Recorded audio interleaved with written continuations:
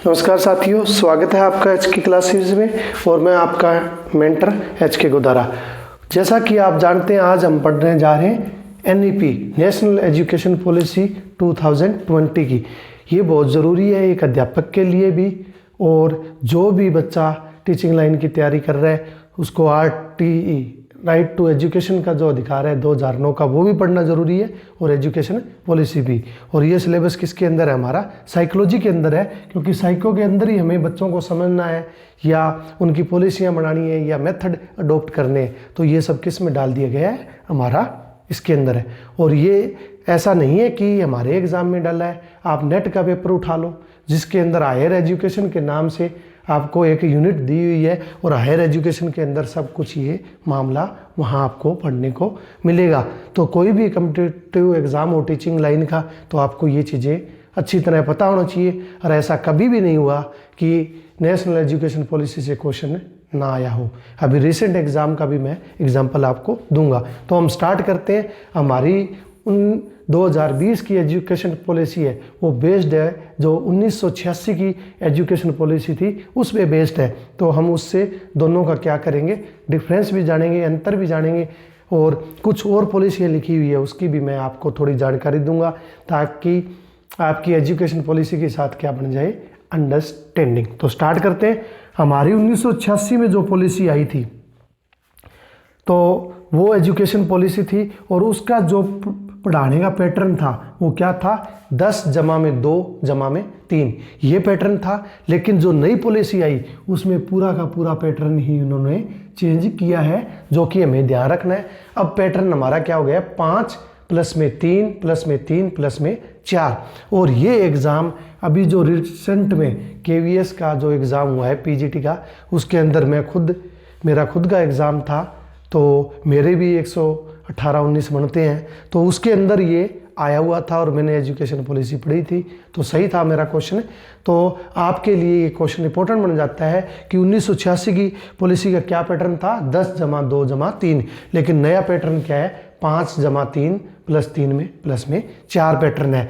और ये किसके अंदर रखा गया है? ये SDG 4 गोल है, उसके अंदर रखा गया है। SDG की फुल फॉर्म क्या है? सस्टेनेबल डेवलपमेंट गोल, जिसके अंदर हमारी प्रकृति को लेकर भी गोल बनाए गए हैं, प्लस में शिक्षा को लेकर भी क्या बनाई गई है, कुछ नीतियां बनाई गई है।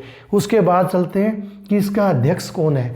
इसके अध्यक्ष हैं जो इसरो के अध्यक्ष थे, कस्तूरीनाथ रंजन। वो क्या है? हमारी न्यू एजुकेशन पॉलिसी के क्या है? अध्यक्ष हैं। तो आप जब पेजेस निकालोगे तो बड़ी लंबी चौड़ी लिस्ट है इनकी, आप अच्छी तरह साथियों पढ़ लेना। बाकी मोटे तौर पे जानकारी मैं आपको इसकी दे दूंगा, और इसमें से ज़रूर आपका 1-2 नंबर का आएगा। इसके बाद आपको अध्यक्ष के बारे में बता दिया कि इसरो के जो अध्यक्ष हैं कस्तूरीनाथ रंजन, वो क्या है? हमारे एजुकेशन पॉलिसी की भी अध्यक्ष हैं। इसके बाद इसके अंदर ही हमने राइट टू एजुकेशन पॉलिसी भी शामिल की है, जो सर्व शिक्षा अभियान का क्या था? पार्ट था। और हमने ECCE यानी कि अर्ली चाइल्डहुड केयर है, इसकी फुल फॉर्म याद रखनी है आपने, अर्ली चाइल्डहुड केयर। ये भी हमारे प्रिस्क्राइब है, यानी कि जब बच्चा 1 से 3 साल का होता है तो उसकी शिक्षा की व्यवस्था भी इसी पॉलिसी के अंदर की गई है। तो अब आपको जो पैटर्न है उसके बारे में मैं थोड़ा सा बता देता हूँ, क्योंकि कई बार क्वेश्चन पैटर्न से भी आ जाता है, तो आपको पैटर्न समझना जरूरी है। कि पहले 5 साल, ये साल दिए हुए हैं, पहले 5 साल बच्चा क्या करेगा, अगले 3 साल क्या करेगा, 3 साल, फिर 4 साल वो क्या करेगा। तो शिक्षा से संबंधित है तो पढ़ाई करेगा इसमें। तो सबसे पहला, यानी कि 1 से जो 3 साल का बच्चा है वो कहाँ जाएगा? हमारा आंगनवाड़ी, जो प्ले वे स्कूल जिसे हम कहते हैं, आज का जो लेटेस्ट प्ले वे स्कूल बनने वाला है वो है हमारा आंगनवाड़ी। कि बच्चा 1 से 3 साल तक कहाँ जाएगा? आंगनवाड़ी में जाएगा। फिर अगले 3 से 5 यानी कि 2 साल वो कहाँ जाएगा? स्कूल में जाएगा। तो उसका पहला साल, दूसरा साल, तीसरा साल, चौथा साल और 5वां साल, यानी कि फर्स्ट ये 1 से 3 है, इस सालों में तो वो कहाँ रहेगा? आंगनवाड़ी में पढ़ाई करेगा। यानी कि जब तक बच्चा, यानी कि अगर हम 2 साल का बच्चा भी स्कूल डालते हैं या आंगनबाड़ी में भेजते हैं या 1 साल का, तो पहले दूसरे तीसरे साल वो पढ़ाई कहाँ करेगा? अपनी आंगनबाड़ी में करेगा। और 3 से फिर 5 है, यानी कि पहली क्लास और सेकेंड दूसरी क्लास, यानी कि फर्स्ट क्लास और सेकंड क्लास कहाँ पढ़ेगा? वो स्कूल के अंदर, उसका हरियाणा गवर्नमेंट के स्कूल के अंदर क्या होगा? उसका एडमिशन होगा। यानी कि बच्चा जब 3 साल का हो जाएगा, यानी कि 3 से 5, यानी कि पहले दूसरे तीसरे साल आंगनबाड़ी में पढ़ेगा, 3 से 5 वो कहाँ पढ़ेगा? हमारा इसके अंदर पढ़ेगा, स्कूल के अंदर। और जैसे वो पहली दूसरी में हो जाएगा, फिर तीसरी चौथी पाँचवीं, यानी कि ये करेगा ये 3rd लेवल में, 3 साल में करेगा स्कूल में। फिर यहाँ करेगा 5वीं 6ठी 7वीं, और 3 साल ही है, 3 साल यहाँ कर गया, तो यहाँ तक दूसरी में हो गया, तो तीसरी चौथी पाँचवीं कर ली यहाँ इसने, तो यहाँ आएगा 6ठी करेगा, 7वीं करेगा और 8वीं, फिर 9वीं 10वीं 11वीं 12वीं। तो ये सब साथियों आपकी क्या है? क्लासेस हैं। जैसे बच्चा जो जब वो यहाँ तक कितने साल का हो जाएगा, आपको एज भी बता दूं कि यहाँ तक वो हो जाएगा कितने साल का हो जाएगा? 8 साल का, 5 साल का हो जाएगा। अभी 2 साल तो 3 साल तो यहाँ कर लेगा, 5 साल का यहाँ हो जाएगा। फिर 5 से 3 साल जोड़ दो, 8 साल हो जाएगा। फिर 8 से 11 का हो गया, और 11 से फिर क्या हो जाएगा? 11 12 13 14 15, यानी कि 14 या 15 साल का वो बच्चा क्या कर लेगा? 10वीं 12वीं कर लेगा। तो 11 हो गए, 11 4 15 हो गए। तो हमारा यानी कि पहली से 5 साल तक है वो यहाँ रहेगा, इस लेवल पे रहेगा। पहली से 5 की एज तक वो इसमें रहेगा, 5 से 8 वो इसके अंदर रहेगा, फिर 8 से 11 इसके अंदर रहेगा, और 11 से 15 इस लेवल में वो रहेगा। तो इस प्रकार न्यू एजुकेशन पॉलिसी है, उसने बच्चों के लिए पढ़ाई की व्यवस्था की है कि पहले से 5 साल तक है वो आंगनबाड़ी में रहकर अपनी, या पहले से 3 साल तक वो आंगनबाड़ी में रहेगा, फिर पहली दूसरी कहाँ करेगा? सरकारी स्कूल में। और आगे की व्यवस्था तीसरी चौथी पाँचवीं वो स्कूल के अंदर करेगा 3 साल तक, फिर 6ठी 7वीं 8वीं 3 साल के अंदर 8 से 11 में करेगा, 9वीं 10वीं 11वीं 12वीं, यानी कि 11 से 15 साल की उम्र में बच्चे की क्या हो जाएगी? सीनियर सेकेंडरी क्लास कंप्लीट हो जाएगी। तो ये हमारा एजुकेशन सिस्टम का नया सिस्टम है। इसके अलावा इसके अंदर एक और जो हमें देखने को मिलता है, एक और स्कीम है जिसको परख के नाम से हम जानते हैं। अगर ये फुल फॉर्म हमारे एग्जाम में आ जाती है तो हमें इसकी एब्रीवेशन पता होनी चाहिए। जैसे पी से परफॉर्मेंस, यानी कि बच्चों को अब होलिस्टिक इंक्लूसिव एजुकेशन दी जाएगी, जो यूनिवर्सल लेवल पे इसको एजुकेशन दी जाएगी। यानी कि परफॉर्मेंस, हर बार बच्चे के फॉर्मेटिव और असेसमेंटिव टेस्ट होंगे, यानी कि बच्चे का एग्ज़ाम होने से पहले उसके क्लासरूम में बहुत सारे क्या होंगे? टेस्ट होंगे, जिससे बच्चे की परफॉर्मेंस है या उसकी कोई समस्या है तो पता चल जाएगा। आगे भी असेसमेंट भी आ गया कि परफॉर्मेंस के अलावा उसकी असेसमेंट, दिनचर्या में उसके टेस्ट होंगे, या इसके साथ उसको चेक भी किया जाएगा कि कौन सी चीज़ उसकी कमज़ोर है, मैथ में कमज़ोर है, साइंस में कमज़ोर है। यानी कि एग्ज़ाम होने से पहले उसकी बहुत बार क्या होगी? असेसमेंट होगी। फिर है रिव्यू, उसको लेकर उसकी काउंसलिंग भी की जाएगी कि बच्चे की शिक्षा में कहाँ प्रॉब्लम आ रही है, तो उसका रिव्यू किया जाएगा। एनालिसिस और विश्लेषण अच्छे तौर पे कि बच्चा क्यों नहीं पढ़ रहा है, घर का माहौल अच्छा है कि नहीं, या बच्चे की समस्या क्या आ रही है, कोई मानसिक परेशानी है या कोई घरेलू कारण है, तो इन बातों का पता अब न्यू एजुकेशन पॉलिसी पे टीचर है वो लगाएगा। नॉलेज फॉर द होलिस्टिक यानी कि सर्वांगीण विकास। सर्वांगीण विकास क्या होता है? ओवरऑल डेवलपमेंट, कि जैसे हम जो साइकोलॉजी करेंगे तो आपको वृद्धि और विकास यानी कि डेवलपमेंट और ग्रोथ का मंत्र बताऊंगा। तो इसके अंदर डेवलपमेंट और ग्रोथ यानी कि दोनों के दोनों चेक किए जाएंगे कि बच्चा शारीरिक रूप से तो वृद्ध बड़ा हो रहा है, ग्रोथ हो रही है उसकी, लेकिन क्या मानसिक रूप से भी वो इतना परिपक्व हो रहा है, क्या उसका मैच्योरिटी लेवल भी उतना है। और उसके साथ होलिस्टिक यानी कि न्यू एजुकेशन पॉलिसी का एक नियम है कि वो हमें हमारी शिक्षा को हमारे वातावरण के साथ जोड़ती है। यानी कि बाहरी वातावरण है, हमें किसी टूरिस्ट प्लेस पे ले जाना, वहाँ हिस्ट्री के मॉन्यूमेंट्स दिखाना, यानी कि हमारी शिक्षा को किससे जोड़ेगी, बाहरी वातावरण से। ये पहला पॉइंट है एजुकेशन पॉलिसी का कि हमारी शिक्षा है वो हमें बाहरी जीवन से जोड़कर अगर हम पढ़ेंगे तो आसान लगेगी। ये न्यू एजुकेशन पॉलिसी में कहा भी गया है। ये कुछ पॉइंट है न्यू एजुकेशन पॉलिसी के साथियों जो आपको पता होनी चाहिए। पहला है मातृभाषा यानी कि मदर टंग। जो न्यू एजुकेशन पॉलिसी कहती है कि पहली से लेकर 5वीं तक के बच्चों को हमने पहली लैंग्वेज क्या होगी, हमारी मातृभाषा होगी, क्योंकि मातृभाषा को बच्चे ज़्यादा समझते हैं, तो ये भी हमें ध्यान रखना है। फिर है कोडिंग क्लास, यानी कि जैसे ही यहाँ पे हमने समझ लिया कि 5वीं तक, पहली से तीसरी तक तो, दूसरी तक तो ये आंगनबाड़ी में रहेगा तो वहाँ मातृभाषा में, फिर पहली दूसरी भी वो सरकारी स्कूल में करेगा तो वहाँ तक इस लेवल तक क्या चलेगी, मातृभाषा चलेगी। लेकिन जैसे ही ये यहाँ आएगा नेक्स्ट क्लासेस में, यहाँ 6ठी में आएगा यानी कि 5 तक, यानी कि 5वीं तक वो क्या पढ़ेगा, मातृभाषा में पढ़ेगा। फिर 6ठी 7वीं 8वीं यानी कि 8 से 11 की उम्र में आगे जब वो हर चीज़ों को, कंसेप्ट को समझने लगेगा तो उसका क्या करेंगे, कोडिंग क्लासेस, यानी कि उसको वोकेशनल ट्रेनिंग देंगे, कोई ना कोई ऐसा काम सिखाएंगे जो उसके जीवन में क्या है, काम आए। जैसे कि कंप्यूटर सीखना, ICT 2020 की पॉलिसी है, उसके अंदर बताया गया है कि बच्चों को क्या सिखाया जाए, कंप्यूटर, ताकि वो पढ़ाई करने के बाद बेरोजगार ना रहे, तो कोडिंग क्लास होगी। फिर है 360 प्रोग्रेसिव कार्ड, यानी कि बच्चे को हर चीज़ में अच्छा बनाया जाएगा, उसको अच्छा खेलने दिया जाएगा ताकि उसकी खेल में रुचि हो, ड्राइंग में रुचि है तो वो ड्राइंग करेगा, या कोई इलेक्ट्रॉनिक का काम सीखना चाहता है तो वो चीज़ें सीखेगा। यानी कि 360 प्रोग्रेसिव कार्ड जिसके अंदर सब चीज़ें सर्वांगीण विकास में आती हैं, उसको 2020 की पॉलिसी है वो पूरा करेगी। फिर है इंक्लूसिविटी, समायोजन, यानी कि दूसरा है इसमें समावेशी शिक्षा है, उसको भी प्रोत्साहन दिया जाएगा।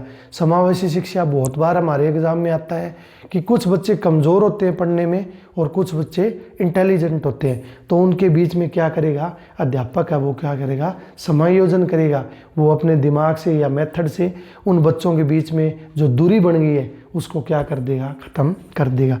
फिर है by 2030 teachers for year, teachers के लिए जो 2020 की पॉलिसी है उसने अध्यापकों के ऊपर भी एक शर्त लगाई है कि 2030 के बाद वही अध्यापक बनेगा जिसके पास 4 साल का इंटीग्रेटेड कोर्स हो। यानी कि इंटीग्रेटेड कोर्स बोलते हैं कि 2 साल की बीएड होगी, 1 साल की बीएड होगी, 3 साल की उसकी क्या होगी, बीए होगी। यानी कि अगर वो इकट्ठा कोर्स करता है जिसके अंदर बीएड प्लस बीए है, यानी कि अगर अलग अलग करते हैं तो बीएड 2 साल की है और बीए 3 साल की, 5 साल की होती है। लेकिन अगर इन्हें इकट्ठी इंटीग्रेटेड कोर्स करेगा तो 4 ही साल की है।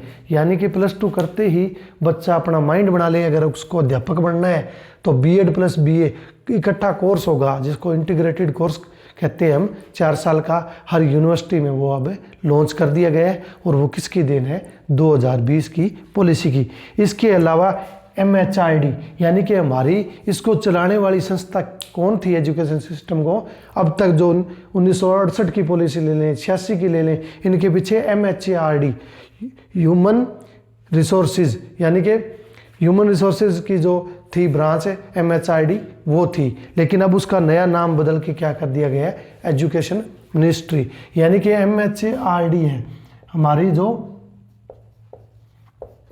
Ministry of human resources development. MHRD की फुल फॉर्म होती है ministry of human resources development. MHRD का नया नाम क्या कर दिया गया है, एजुकेशन मिनिस्ट्री। तो ये इस प्रकार के बदलाव हैं वो 2020 की पॉलिसी में की गए। तो मैंने थोड़ा पीछे ले चलता हूँ आपको ताकि थोड़ी अंडरस्टैंडिंग और बन जाए। 1986 की पॉलिसी पे क्या हुआ है, ये हमारा बदलाव हुआ है। उसके बाद 1986 की थी, तो इससे पहले थोड़ा ले चलता हूँ। एजुकेशन कमीशन 1964-66 में जब इंदिरा गांधी की सरकार थी तो हमारी एजुकेशन पॉलिसी, उस टाइम ये पॉलिसियाँ नहीं थी, NEP नहीं थी, क्योंकि 1968 के बाद बनी हुई है। उससे पहले हमारे आयोग थे शिक्षा के, तो जो इससे पहले, वैसे तो बहुत पहले जाते हैं, मुदालियर आयोग है हमारी, हंस राज मेहता कमेटी है, लेकिन हम चलते हैं द एजुकेशन कमिश्नर 1964 से 66 का जो बना था, जो नेहरू सरकार में बना था, और जिसको हम कहते हैं कोठारी कमीशन के नाम से भी जानते हैं। और उसके अध्यक्ष थे कौन? DS कोठारी, जो कब कमीशन बना था? 1964 से 66 में। देखो साथियों, हर चीज़ का बैकग्राउंड पता होना जरूरी है। थोड़ा बैकग्राउंड पता होगा तो ये चीज़ें समझने में आपकी क्या हो जाएगी? आसानी हो जाएगी। तो कोठारी कमीशन 1964 से 66 आया था, जो इंदिरा गांधी की सरकार थी तब बना था, जिसने सोशल, मोरल, स्पिरिचुअल एजुकेशन पे क्या दिया था?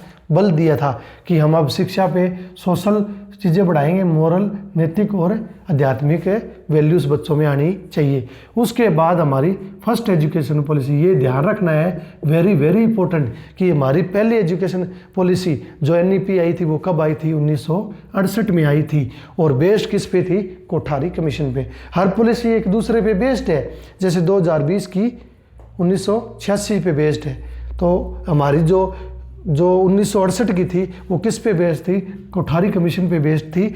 और जैसा कि उसमें भी जिक्र किया गया था, आर्टिकल 45 में फ्री कंपलसरी एजुकेशन का उन्होंने जिक्र किया गया था कि बच्चों को हम आने वाले समय में 6 से 14 वर्ष के जो बच्चे होंगे उनको क्या देंगे? शिक्षा देंगे। तो हमारी पहली पॉलिसी 1968 की थी, उसमें भी शिक्षा का अधिकार का जिक्र किया गया था। 1986 की उसके बाद बनी, जिसके अंदर हमारे KVS है, NVS है, NCT है या डाइट है, ये सब कोर्स है इंट्रोड्यूस किए गए।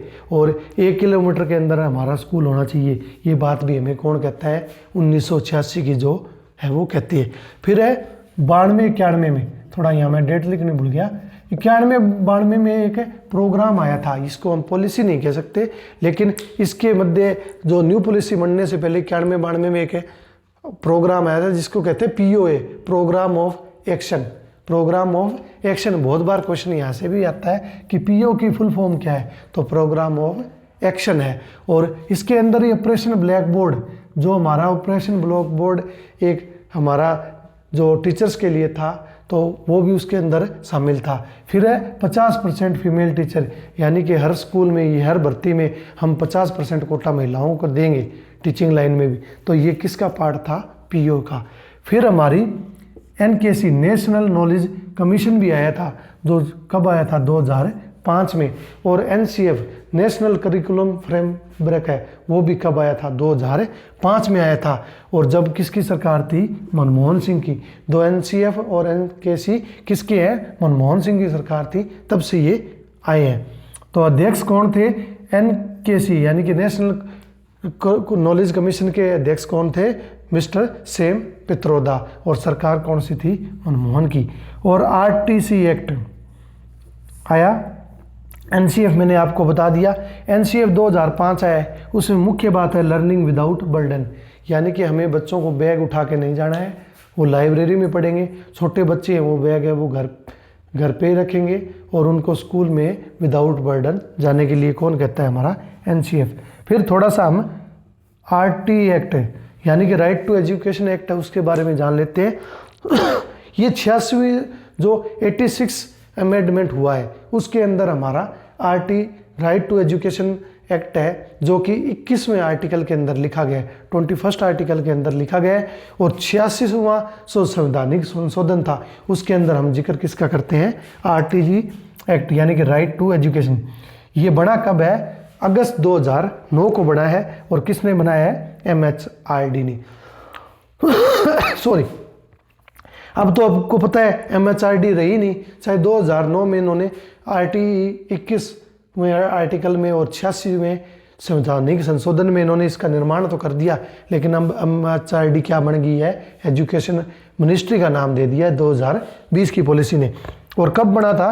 4 अगस्त 2009 में बना था। और ये पार्ट किसका है? भी अगर पूछ लिया जाता है कि किसने ये बात कही या किससे संबंधित है, तो सर्व शिक्षा अभियान जो हमारा आया था उसकी देन है 2009। और 135 देश, भारत 135वां देश है जिसने राइट टू एजुकेशन अपने देश में लागू किया है। इससे पहले 134 देशों के अंदर निःशुल्क एवं अनिवार्य शिक्षा का जो अधिकार है वो चल रहा है। हमारे देश में 2009 में 4 अगस्त को सर्व शिक्षा अभियान के तहत RTE दिया गया राइट टू एजुकेशन एक्ट है वो इंट्रोड्यूस किया गया 21वीं धारा के अंदर है। 86वां हमारा क्या है, अमेंडमेंट है। और हमारा देश कौन सा है, 135वां देश बन गया है हमारा, 135वां देश है हमारा भारत बन गया है। क्या देने वाला, राइट टू एजुकेशन का अधिकार देने वाला हमारा देश है। और 25% इसके साथ साथ सर्व शिक्षा अभियान सर्व शिक्षा अभियान SSA है, सर्व शिक्षा अभियान है वो सबसे पहले तो RTE का एक्ट का जो करता है उसके अंदर लिखा गया है। प्लस में 25% जो प्राइवेट स्कूल है वो भी अब जो बाहर से गरीब बच्चे SC ST है उनको क्या देंगे, अपने स्कूल में पढ़ाने के लिए 25% सीटें हैं वो आरक्षित रखेंगे। ये सब क्या कौन कहता है, सर्व शिक्षा अभियान। तो साथियों आपके लिए छोटी सी क्लास मैंने बना दी है, लेकिन मैंने कोशिश की है कि हर छोटी मोटी चीज़ इसके अंदर आपके लिए मैं कवर कर दूं। और RT एक्ट 2009 का उस पर दोबारा मैं एक बड़ी क्लास ज़रूर बनाऊंगा ताकि आपकी अंडरस्टैंडिंग है इसके साथ। छोटी सी जानकारी इसलिए दे देते हैं कि ताकि अगली क्लास जब हम बनाएंगे तो आपको पहले ही पता हो कि सर्व शिक्षा अभियान ने 21वें आर्टिकल 86वें संशोधन सन 2009 में ये बातें कही है। तो आपका थोड़ा सा बेस तैयार हो जाता है, आपको अगले क्लास में क्या आता है फिर इंटरेस्ट आने लगता है। तो साथियों जल्दी आपकी साइकोलॉजी की क्लास भी मैं शुरू करने वाला हूँ और मैं पूरा अपनी तरफ से 100% कोशिश करूँगा कि I will try to complete your syllabus of literature, grammar and your psychology with in a time period में करा सकूं। लेकिन आपको पता है कि टाइम इतना छोटा सा जो दिन होता है जिसके अंदर थोड़ा बहुत पढ़ते हैं और आपके लिए क्लास भी बनाता हूं। तो कोई भी प्रॉब्लम आती है तो कमेंट ज़रूर किया करो, क्योंकि आप कमेंट करते हो तो मेरा भी जब आपके कमेंट पढ़ता हूं तो बड़ा मन करता है कि आपके लिए जल्द से जल्द क्लास बनाऊं। और अच्छी क्लास बनाने के लिए देखो थोड़ा टाइम तो लगता ही है। तो साथियों इसी के साथ अपनी पढ़ाई पे जुटे रहो। और कहते हैं हार्ड वर्क नेवर फेल्स, मेहनत है कभी व्यर्थ नहीं जाती। तो आपकी तो बिल्कुल ही जाने वाली नहीं है। आप अपने बाकी कर्मों की बात है, बट आप अपना you work hard 100%। Till then take care.